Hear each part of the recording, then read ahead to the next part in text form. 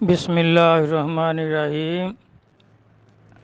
قرآن و حدیث اور اولیاء کرام کی کتب سے وسیلے کے بارے میں تفصیلی بیان تو ہو چکے ہیں۔ آج مختصراً یادداشت کے لیے ایک آدمی نے پوچھا ہے کہ مختصر بیان فرما دیں، تو میں عرض کر رہا ہوں کہ دیکھیں قرآن پاک میں سورۃ نساء اللہ تبارک تعالیٰ فرماتے ہیں کہ جو لوگ اپنی جانوں پر ظلم اور زیادتی کر بیٹھیں تو آ جائیں میرے محبوب کے آستانہ پر، اللہ کو معاف کرنے والا پائیں گے، اور وہ آپ کے سفارش کر دیں، اللہ تبارک تعالیٰ معاف فرما دیں گے۔ اسی طرح سورۃ مائدہ میں اللہ تبارک تعالیٰ فرماتے ہیں اے ایمان والو، اللہ سے ڈرتے رہو اور رب کی طرف وسیلہ تلاش کرو، اس کی راہ میں جہاد کرو تاکہ تم فلاح پاؤ، یعنی کامیاب ہو جاؤ۔ اب اس میں دیکھیں اللہ تبارک تعالیٰ سرکار کے وسیلے کا ہی فرما رہے ہیں کہ وسیلہ تلاش کرو اور پھر جہاد کرو نفس کے ساتھ، کامیاب ہو جاؤ گے۔ تو اسی طرح قرآن پاک آگے سورۃ توبہ میں اللہ تبارک تعالیٰ فرماتے ہیں کہ یہ جو لوگ آتے ہیں آپ کے پاس ان کی نیاز قبول کرو، اس کے ذریعے انہیں پاک صاف کر دو۔ اور سورۃ بقرہ میں اللہ تبارک تعالیٰ فرما رہے ہیں کہ دیکھیں یہ اہل کتاب جو ہیں یہ جان بوجھ کر آپ کا انکار کر رہے ہیں، حالانکہ یہ لوگ یعنی یہود و نصارہ جو تھے آپ کی تشریف آوری سے پہلے آپ کے طفیل فتح مانگتے تھے، فتح کے لیے دعا کرتے تھے اور ان کو فتح ہو جاتی تھی۔ اب یہ جو انکار کرتے ہیں تو جان بوجھ کر انکار کرتے ہیں، حالانکہ یہ آپ کی بزرگی کو آپ کی پیدائش سے پہلے ہی تسلیم کرتے تھے۔ آگے سورۃ بقرہ میں اللہ تبارک تعالیٰ فرما رہے ہیں کہ آدم علیہ السلام نے اپنے رب کی طرف سے کچھ کلمے پائے، سیکھ لیے، جس کے وسیلہ سے دعا کی اور رب نے ان کی توبہ قبول فرمائی، کیونکہ آپ نے عرش پہ لکھا دیکھا تھا لا الہ الا اللہ محمد الرسول اللہ صلی اللہ علیہ وآلہ وسلم، تو محمد صلی اللہ علیہ وسلم کے صدقے میں آپ نے دعا کی، اللہ نے قبول فرمائی اور ان کی توبہ قبول ہو گئی۔ تو اسی طرح پھر دیکھیں آپ کے وسیلے سے سورۃ بقرہ میں ہی یہ بھی فرما رہے ہیں اللہ تعالیٰ کہ آپ جو بار بار آسمان کی طرف دیکھتے ہیں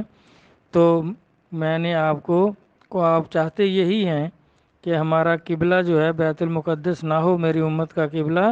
بیت اللہ شریف ہو، تو اللہ تبارک تعالیٰ نے فرما دیا کہ بھئی ٹھیک ہے آپ پھر جائیں، تو آپ نماز پڑھتے ہی اس کی طرف پھر گئے۔ اسی طرح سورۃ کاف میں دیکھیں کتنے کام ہیں جن میں اللہ تبارک تعالیٰ جو ہیں وہ خضر علیہ السلام کو وسیلہ بنا رہے ہیں، کشتی کا توڑنا، دیوار کو مرمت کرنا اور بچے کو شہید کر دینا،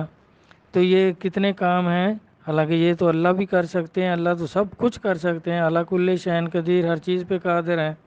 لیکن اس میں خضر علیہ السلام وسیلہ ہیں۔ اسی طرح سورۃ کہف میں اللہ تبارک تعالیٰ فرما رہے ہیں کہ وہ لوگ جو اصحاب کہف کے وقت میں تھے، جب آپ چھپے رہے 350 سال، تو پھر آپ کی مقبولیت ہو گئی پیچھے، تو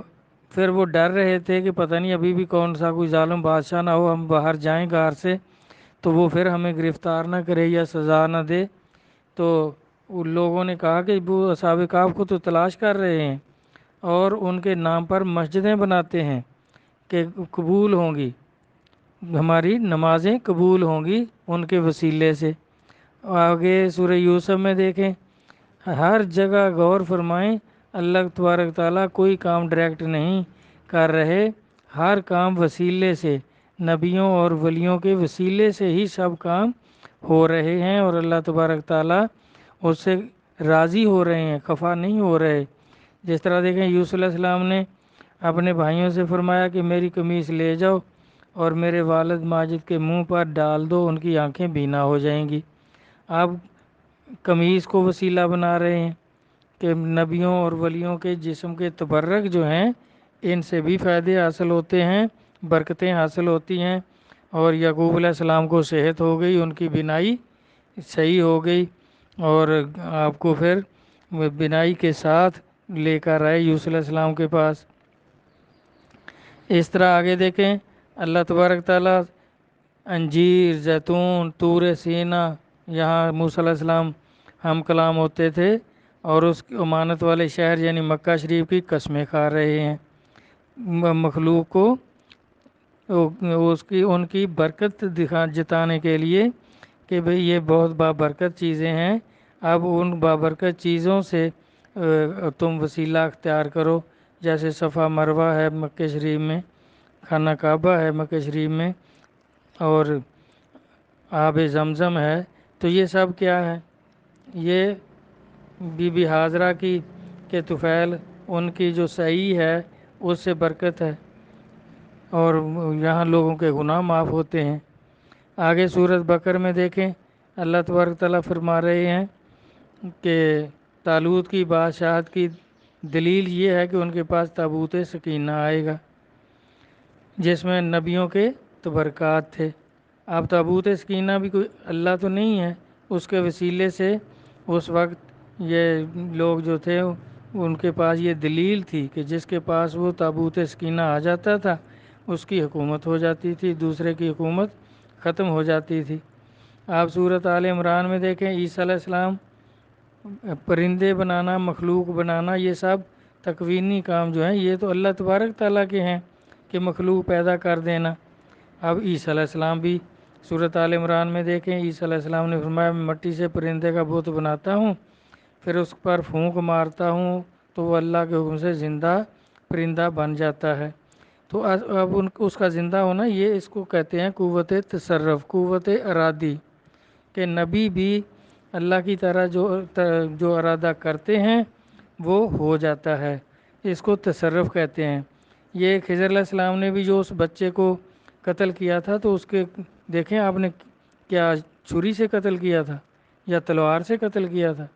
نہیں، وہ آپ نے ارادہ کیا کہ اللہ کا حکم ہے، وہ آپ کے ارادہ کرنے سے آپ کے تصرف سے بچہ فوت ہو گیا۔ تو اس طرح یہ قوت ارادی اور قوت تصرف جو نبیوں اور ولیوں کو نصیب ہوتا ہے یہ عام مخلوق کی سمجھ سے باہر ہے، اس لیے یہ لوگ ان کے مراتب کا انکار کرتے رہتے ہیں، ان کے اختیارات کا انکار کرتے ہیں۔ حالانکہ یہ جنت میں تو ہر جنتی کو نصیب ہوگی قوت ارادی، لیکن زمین پر صرف نبیوں اور ولیوں کو نصیب ہوتی ہے۔ ابھی بھی مریم علیہ السلام کو بھی دیکھیں جب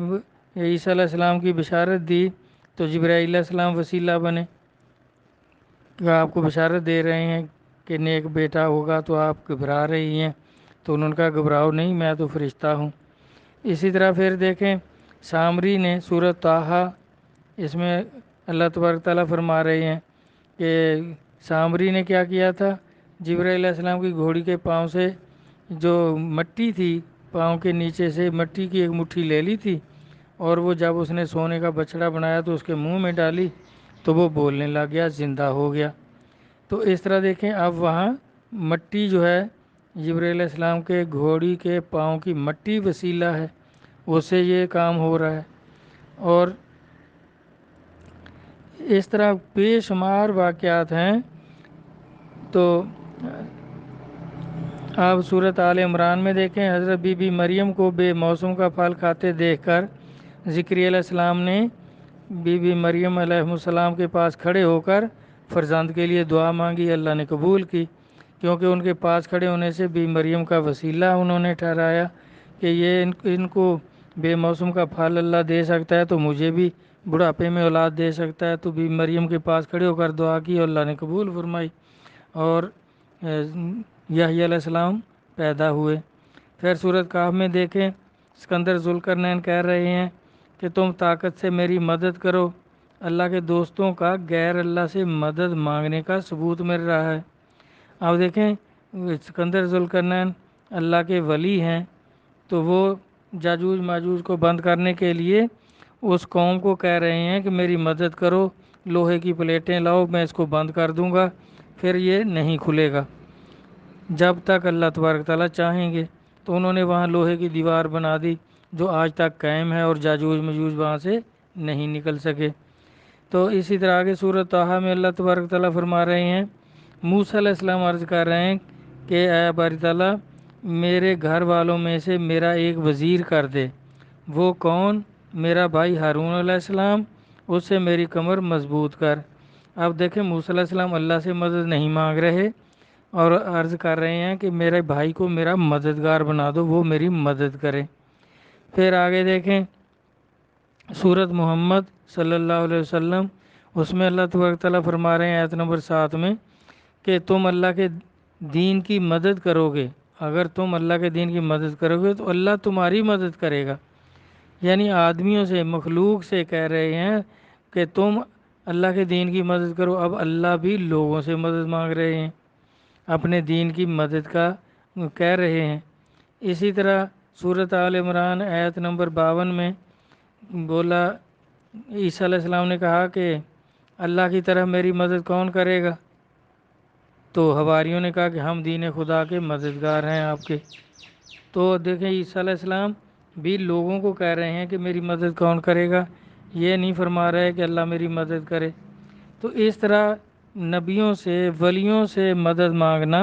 یہ بھائی شرک نہیں ہے، قرآن حدیث سے ثابت ہے۔ اب آگے دیکھیں سورۃ نمل میں سلیمان علیہ السلام بھی اپنے درباریوں سے مدد مانگ رہے ہیں کہ کون لائے گا تخت بلقیس کا۔ تو وہ آپ کے ایک صحابی جو کہ اللہ کے ولی تھے، اس نے کہا جی میں پلک جھپکتے لے آؤں گا۔ تو آپ نے کہا ٹھیک ہے لے آؤ۔ اب دیکھیں کتنے ثبوت ہیں، اور بھی بے شمار ثبوت ہیں قرآن پاک میں، نبیوں سے مدد مانگنا،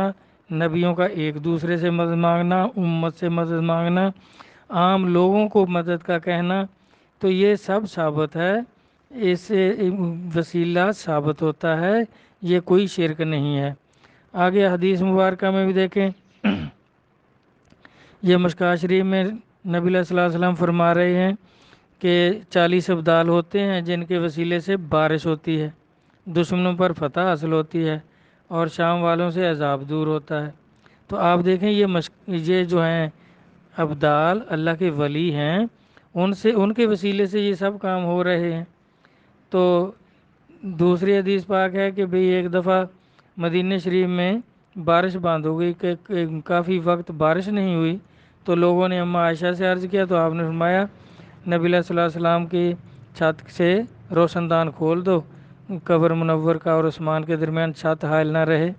تو فوراً بارش ہو گئی۔ اب سرکار کا روضہ مبارک اس کو بھی وسیلہ ٹھہرا رہے ہیں، اس سے اس کا روشن دان کھولنے سے بارش ہو گئی۔ تو کسی نے بھی اماں عائشہ کو یا ان صحابہ کو مشرک نہیں کہا۔ پھر آگے ہے شرح سنن میں ہے کہ عہد فاروقی میں حضرت سفینہ دشمنوں کے قید ہو گئے تھے دشمنوں کے پاس، تو موقع پا کر بھاگ نکلے، تو جنگل میں ایک شیر آپ کے سامنے آ گیا، فرمایا اے شیر رسول اللہ صلی اللہ علیہ وسلم کا غلام ہوں، اور بتایا کہ میں تو قید سے بھاگ کر آ رہا ہوں۔ تو شیر نے فوراً سر نیچے کر لیا، سرنگوں ہو گیا اور آپ کے ساتھ ساتھ چل پڑا اور آپ کو لشکر اسلام کے پاس پہنچا کر واپس ہو گیا۔ تو اس طرح مسلم اور بخاری دونوں میں یہ معراج کے واقعے میں موجود ہے کہ جب واپسی میں موسیٰ علیہ السلام سے ملاقات ہوئی تو انہوں نے عرض کیا کہ یا رسول اللہ صلی اللہ علیہ وسلم، یہ میں آزما چکا ہوں بنی اسرائیل کو، اتنی نمازیں نہیں پڑھیں گے، ہماری تو 2 نمازیں تھیں وہ بھی نہیں پڑھتے تھے، تو 50 نمازیں تو آپ کی امت نہیں پڑھ سکے گی۔ تو ان کے وسیلے سے آپ نے بار بار دعا کی تو 5 رہ گئیں، اب نمازیں 5 پڑھتے ہیں، لیکن اجر جو ہے وہ 50 کا ہی ملتا ہے۔ اس طرح کافی احادیث مبارکہ ہیں۔ تو جس طرح یہ حدود کے باب میں ہے مشکوٰہ شریف میں کہ کسی صحابی سے کوئی لغزش ہو گئی تو اس نے آپ کے روضہ پاک پر جا کر عرض کی کہ مجھے پاک فرما دیں باری تعالیٰ، تیرا حکم ہے کہ میرے محبوب کے در پہ آ جاؤ، میں آ گیا ہوں۔ تو اس کو روضہ پاک سے آواز آئی کہ ہم نے معاف کر دیا، اللہ تبارک تعالیٰ نے تمہارا گناہ معاف کر دیا۔ تو اس طرح مسلم شریف کی حدیث ہے لباس کے باب میں کہ سرکار کا جبہ مبارک جو تھا وہ اماں عائشہ کے پاس تھا،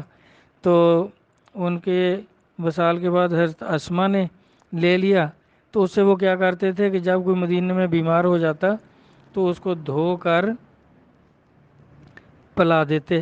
اس مریض کو، تو وہ مریض جو ہوتا تھا وہ ٹھیک ہو جاتا۔ اب سرکار کے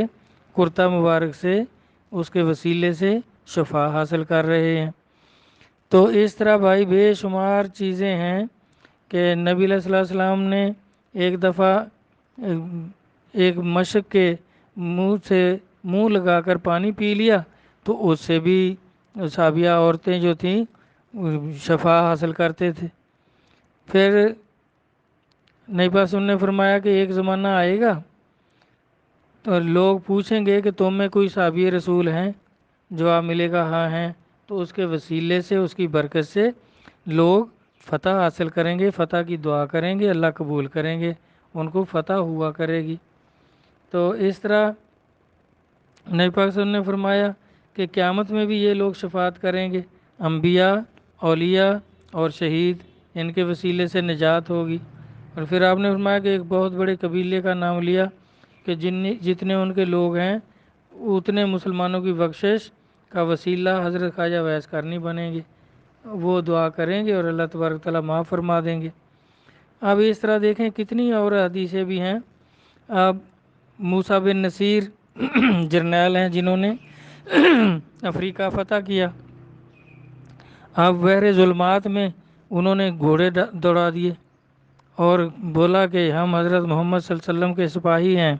اے سمندر اگر ہمارا نقصان ہوا تو دیکھیں پھر آپ جواب دار ہوں گے۔ تو کسی گھوڑے کے پاؤں بھی نہیں بھیگے اور سمندر پار کر گئے۔ اور پھر پار جو تھا وہ جنگل تھا، افریقہ کے جنگل میں خطرناک اور خوفناک جانور تھے۔ لوگوں نے کہا جی یہ تو تمہارا لشکر رات کو کھا جائیں گے۔ تو انہوں نے ایک آواز دی کہ اے جنگل کے درندوں، اے خونخوار جانوروں، آج رات یہاں حضرت محمد کے سپاہی رہیں گے، جنگل خالی کر دو۔ تو تاریخ پڑھ کر دیکھیں کہ شیر بچے لے کر بھاگ رہا تھا اور سانپ بھاگے جا رہے تھے، بچھو بھاگے جا رہے تھے، سب جنگل صاف ہو گیا۔ تو اس طرح سرکار کے وسیلے سے انہوں نے درندوں سے نجات حاصل کی۔ اور بھی اس طرح کے بے شمار واقعات ہیں۔ اور جس طرح اب آگے اولیاء کرام کی کتب کا ہے کہ قلائد جواہر میں پہلے بھی یہ عرض ہو چکا ہے کہ ایک شخص جو تھا وہ جنگل میں سے گزر رہا تھا، تو اس نے اس کے جو تھے نا شکر سے لدے ہوئے 14 اونٹ تھے، جن میں سے 4 غائب ہو گئے۔ بہت تلاش کیا نہیں ملے، تو غوث اعظم رحمۃ اللہ کے فرمان کے مطابق اس نے آپ کو آواز دی، مدد چاہی کہ یا غوث اعظم مدد، میرے اونٹ گم ہو گئے ہیں۔ تو اس نے دیکھا اسی وقت ایک ٹلے سے ایک آدمی جو ہے وہ اشارہ کر رہا ہے کہ ادھر آؤ، تو وہ گیا تو وہاں اس کے 4 اونٹ شکر کے لدے ہوئے اسی طرح بیٹھے ہوئے تھے۔ اس طرح کے بے شمار واقعات، اور جنوں پر بھی حکومت، شاہ عبدالحق صاحب نے جو لکھا ہے واقعہ کہ ایک آدمی کی بیٹی چھت پر گئی اور غائب ہو گئی، تو وہ بڑا پریشان ہوا، تو پھر غوث اعظم رحمۃ اللہ کی خدمت میں اس نے عرض کیا، تو آپ نے فرمایا تم جنگل میں چلے جانا کرخ کے ویرانے میں، وہاں جن آپ کے پاس آئیں گے، گھبرانا نہیں۔ صبح کے وقت جب ان کا بادشاہ ہے تو اس کو ساری کہانی بتانا اور میرا بتانا کہ مجھے غوث اعظم قصص العزیز نے بھیجا ہے، شیخ عبد القادر جیلانی قصص العزیز۔ تو اس نے اسی طرح کیا، تو دیکھیں وہ جنوں کے بادشاہ نے فوراً لڑکی جو تھی وہ تلاش کر کے دی اور وہ جن کو قتل کیا۔ اس طرح کے واقعات جو ہیں آپ شفاء شریف میں دیکھیں، عبداللہ بن عمر کا واقعہ ہے کہ ان کے پاؤں میں موچ آ گئی اور بہت تکلیف ہوئی، صحابہ آپ کی مزاج پرسی کے لیے گئے، تو یہ شفاء شریف میں واقعہ ہے۔ تو انہوں نے کہا کہ ایسی شخصیت کو پکارو جو آپ کو سب سے زیادہ پیاری ہے، تو انہوں نے زور سے 3 دفعہ کہا یا محمد ہو مدد، تو فوراً ان کے پاؤں کی تکلیف دور ہو گئی۔ اس طرح بھائی معتبر صاحب سے بھی ثابت ہے، قرآن سے بھی ثابت ہے، مدد مانگنا، وسیلہ اختیار کرنا یہ کسی طرح بھی شرک نہیں ہے۔ یہ لوگ ایسے لوگ انکار کرتے ہیں جن کو کوئی اللہ کا ولی نصیب نہیں ہے، اس کی صحبت نصیب نہیں ہے، تو وہ یہ قوت تصرف کو جانتے نہیں ہیں، اس سے وہ بے بہرہ ہیں، اس لیے انکار کرتے ہیں۔ اللہ تبارک تعالیٰ اللہ اور اللہ کے رسول اور اولیاء کرام کے کلام کو سمجھنے کی توفیق عطا فرمائیں، آمین۔ اللہ حافظ۔